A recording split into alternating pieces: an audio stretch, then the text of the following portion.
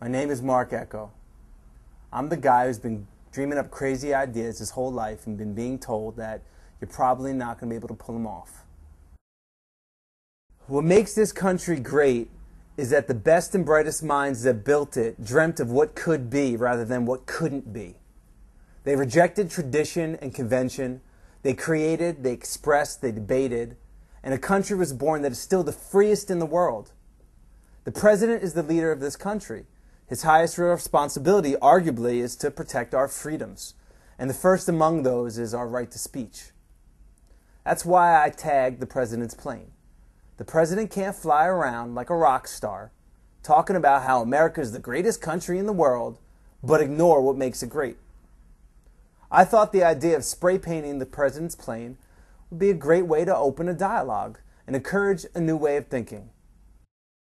While I've been inspired by graffiti my whole life, I really never got much higher than the 8-foot ceiling of my parents' garage. And there are thousands of kids like me whose voices are being illegally suppressed. In America, you could join the military at 18 years old and fight for this country overseas. You can file a lawsuit at the age of 18. You can get married. You could start a business. But in New York City, you can't buy a broad tip marker or a can of spray paint until you're 21. If you have a marker in your pocket, you can be arrested and thrown in jail. Many other cities have similarly overbroad laws.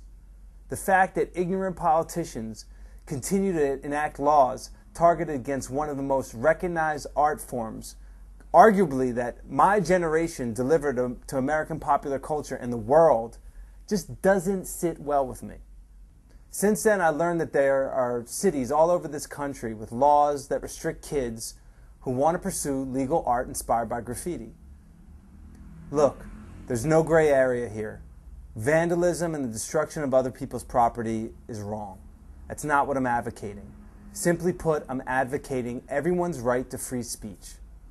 Yes, we live in a crazy world, and yes, I'm grateful to be American. I love everything about this country, the opportunities, the challenges, and the security that it provides. But I also refuse to live in fear. I have a different view of the American dream.